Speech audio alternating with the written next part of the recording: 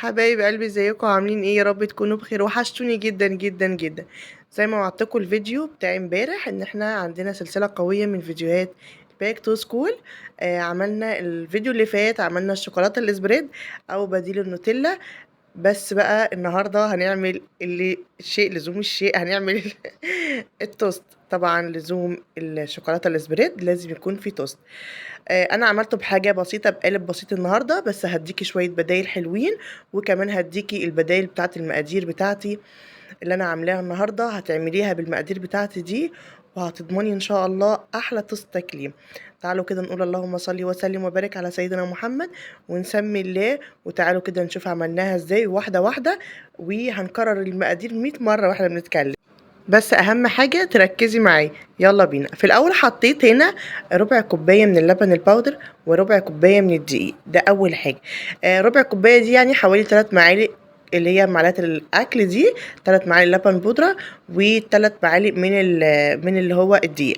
وكمان حطيت عليها معلقة كبيرة من الخميرة، وحطيت عليها معلقتين من السكر، وكوباية مية من الحنفية عادي. طبعا الجو حر، مش مستاهل ان اقدر فيها بصراحة. قلبتهم كويس جدا واروح مغطياها كده بستريتش، وهسيبها اقل من 10 دقايق بس الخميره تبدا تتفاعل مع الدقيق ومع السكر كده، وتبدا كده تشتغل مع بعض. خلاص. يبقى انا حطيت هنا في الاول، حطيت 4 معالق من اللبن البودر، وحطيت كمان 4 معالق من الدقيق، ومعلقه من الخميره اللي هي البودر دي اللي هي الخميره الفوريه، وحطيت معلقتين من السكر وكوبايه ميه. خلاص. سبتهم يخمروا شوية، وبعد كده تعالوا بقى نحط المواد الجافة. خلاص. حطينا بقى هنا، هنحط كوبايتين من الدقيق، كوبايتين كبار كده. الدقيق ده منخول، وربع كوباية من النشا، يعني حوالي معلقتين او 3 من النشا. خلاص. مهم جدا انك تحطي النشا على الدقيق، بيخلي العجينة فلافي كده وبيخليها حلوة جدا جدا. وحطيت معلقة صغيرة من البيكنج باودر. هنعجن بقى كل الحاجات دي مع بعض. بس واحنا بنعجنها كده تعالي اقولك على البدائل اللي انت ممكن تحطيها مع التوست ده عشان تخلي ليه كمان قيمه غذائيه عاليه قوي. ممكن تعجني بزبادي، تحطي له زبادي.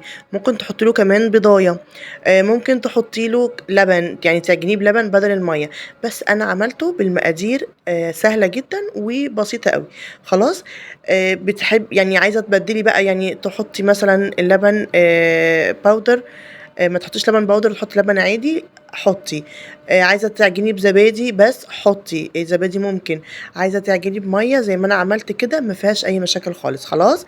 بس تحافظي على المقادير. طبعا انا عجنتها كويس زي ما انتم شايفين كده، والكاميرا ما صورتهاش، بس انا حطيت معلقه زبده عليها، معلقه زبده حلوه كده. وبدات ان انا ادخلها جوه بعضها واعملها كويس جدا، اعجنها كويس جدا لحد ما العجينه لمت معايا وبقت ناعمه زي ما انتم شايفين كده. خلاص. شايفين ناعمة ازاي؟ هي بصوا ناعمة وفلافي، بتلزق حاجة بسيطة جدا، يعني مش بتلزق جامد في الايد، حاجة بسيطة قوي. انا عايزاها كده عشان تدي قوام فلافي كده وطري وحلو جدا، وكمان يبقى فيها فراغات وحلوة قوي من جوه. خلاص. هبدأ ان انا الفها بنفس كده الطبق اللي انا عجنت فيه. مش لازم نبهدل الدنيا، يعني احنا كده بنعمل حاجة بسيطة كده. هلفها بالاسترتش كده واسيبها تخمر شوية. طبعا شوية دي كانت حوالي 10 دقايق بس عشان الجو حر، اقومها على طول. خلاص. تعالوا بقى كده شوفوا العجينة بقت حلوة ازاي، جميلة جدا. هقسمها على 2، لان انا هعمل في قالبين يعني. خلاص. فقسمت العجينة على 2. طبعا انت عايزة تكتري الكمية، بتكتري الكمية، بتكتري المقادير برضو بالنسب الموجودة دي. خلاص. وجربيها كده بالطريقة دي، هتلاقيها تحفة جدا جدا جدا، بالمقادير دي خطيرة. خلاص. كده انا قسمت كده على يعني كورتين كده تقريبا قد بعض، وغطيتهم تاني بنفس الاسترتش. تمام. وهنا بقى هستعمل علب السمنة. علبة السمنة دي اللي هي الكيلو، اللي هي 700 دي، 700 جرام دي. انا هستعملها. طب انت ما عندكيش العلب دي، استعملي القوالب التوست لو عندك. خلاص. بس الاتنين دول مقدار قالب التوست واحد بس اللي هو من الكبير. خلاص. ما عندكيش، عندي قوالب الانجليش كيك. ما عنديش قوالب الانجليش كيك، هعملها في اللي هو الصواني اللي هي الالومنيوم، او الصواني اللي هي استعمال مره واحده دي، بتتباع عند الراجل بتاع الاطباق دي.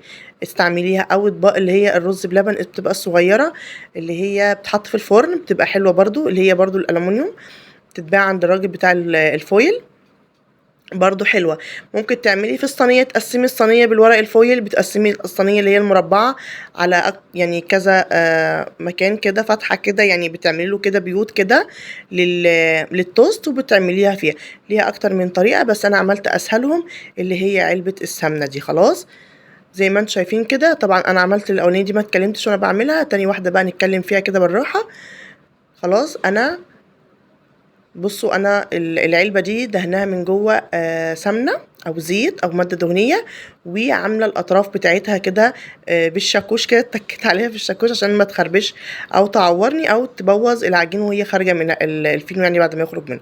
خلاص، وابدا ان انا احط كده العلبه كده، واخليها كده اعملها مستطيل كده بنفس حجم العلبه، وابدا ان انا ابرمها كده، واتك كويس جدا وانا ببرمها، اتك كويس قوي وانا ببرمها، علشان خاطر تعمل لي من جوه كده فراغات ودوائر كده مع بعض كده، زي ما احنا عارفين التوست يعني. وهقفله كويس جدا جدا، الجزء اللي بيتبقى ده هقرص عليه كويس جدا. مهم جدا تقفلي الجزء ده كده عشان ما يفتحش معاكي جوه في الفرن يعني. خلاص، وهبدا يعني هنيم كده العلبه كده على جنب زي ما انتم شايفين كده، يا رب يكون الفيديو موضح. وهبدا احط العجينه بالطريقه دي كده. العجينه واخده طول العلبه بالظبط، لكن ارتفاع العلبه لا، الارتفاع العلبه ده هتخمره. خلاص، وابدا اغطيها كده بالغطا البلاستيك بتاعها اللي هو الخاص بالعلبه، يعني علشان ان انا ايه، اخليها تبدا تخمر جوه العلبه. خلاص، انا مش عايزاها تخمر بره العلبه، هي هتطلع شويه بره العلبه في ساعه السوا، بس انا مش عايزاها تخمر بره العلبه. خلاص، هبدا اغطيها بنفس الغطا بتاع العلبه، وابدا احطها في صينيه كده جنب بعض كده زي ما انتم شايفين كده، وابدا ان انا ازقهم كده ناحيه حرف الصينيه كده، وحطيت وراهم طول يعني طبق فخار كده، حطيته وراها طاجن كده، بس علشان خاطر اتك العلب كده، اخليها تخش كده جنب السور بتاع الصينيه. خلاص، يا رب يكون الفيديو موضح اكتر من كلامي، انا مصوره كل حاجه ان شاء الله. بصوا انا عايزه اوريكم، بصوا حجمها قد ايه بعد ما تخمر، هتلاقيها عامله ازاي. خلاص، انا كده بقفلها كويس، وهبدا ان انا احط كده زي ما انتم شايفين الطبق ده كده عشان يزق العجينه لقدام. خلاص، هنا بعد ما مرور تقريبا ربع ساعه كانت خمرت كده وملت الصينيه. هبدا بقى ان انا كده اغطي وشها كده بورقه فويل، دي ورقه دبل، انا عاملاها يعني يعني مزوده السمك بتاعها اكتر من مره، علشان خاطر انا عايزاها تقفل كده العلبه كده من بره. دي التاني قالب التاني برضه هغطيه كده، بس نتعامل بحذر شديد جدا، ان العجينه اوريدي بقى فيها خمر. خلاص، اي حركه فيها هتهبط ومش هتطلع تاني ابدا. خلاص، الفرن ده كان في الوقت ده متسخن على درجة حرارة 160. هتدخل الفرن بعد 20 دقيقة بالظبط، نبدأ نشوفها، وهنشوفها يعني لونها بقى عامل ازاي. وهي قعدت معايا حوالي 30 دقيقة بالظبط. خلاص، شايفين الجمال؟ طبعا الورقة الفويل اللي انا حطيتها دي حمرت كمان من بره كده زي ما انتم شايفين كده، وحمرتها من جوه من غير لا شوايه ولا اي حاجه خالص. بحطها على نار هاديه اللي هي درجه حراره 160، وبسيبها في الفرن حوالي 20 دقيقه. وبعد ال 20 دقيقه ابدا ان انا اشوفها، يعني كل خلال ال 20 دقيقه دي ببدا الف الصينيه، الف الصينيه، الف الصينيه، مش القوالب اللي جوه. خلاص، شايفين بقى بعد ما طلعت هنا سخنه طبعا. خلاص، شايفين هنا عامله ازاي؟ تحفه تحفه تحفه. عايز تتصور كده؟ بصوا انا هرفع الكاميرا.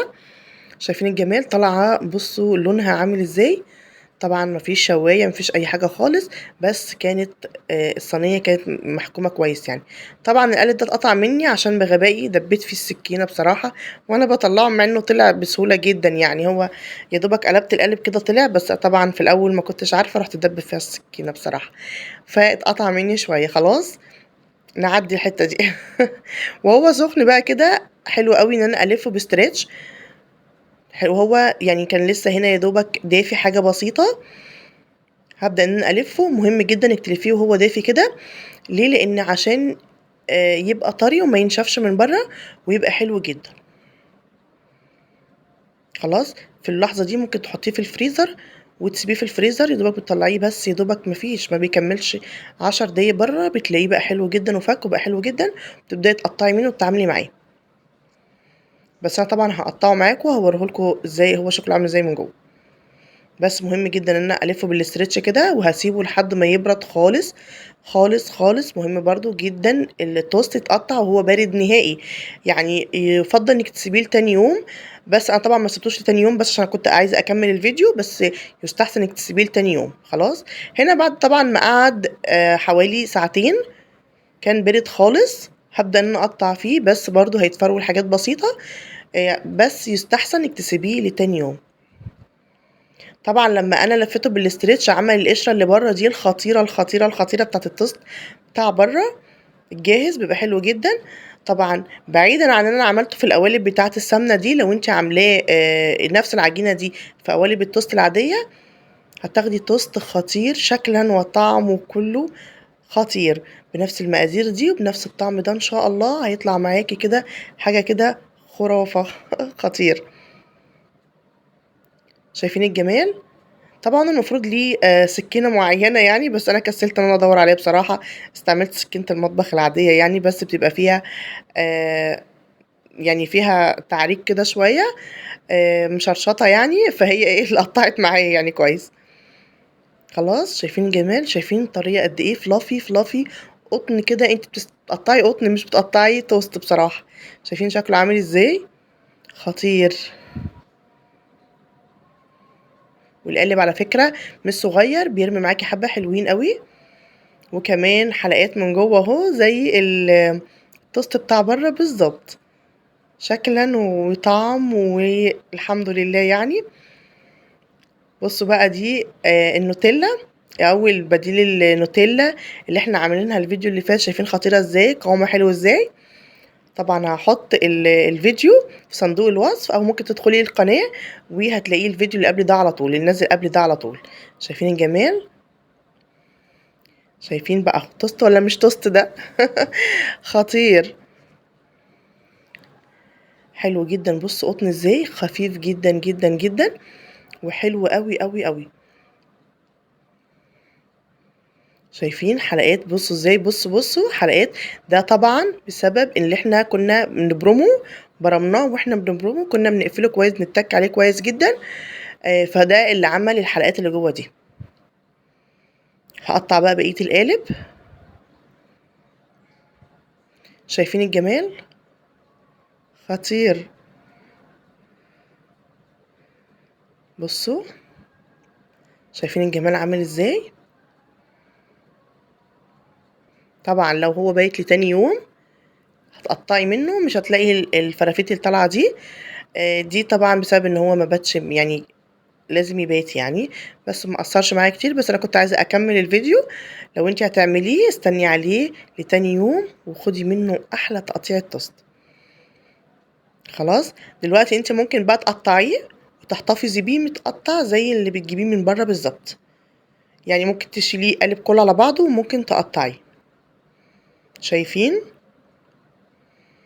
اهو كده؟ هلفه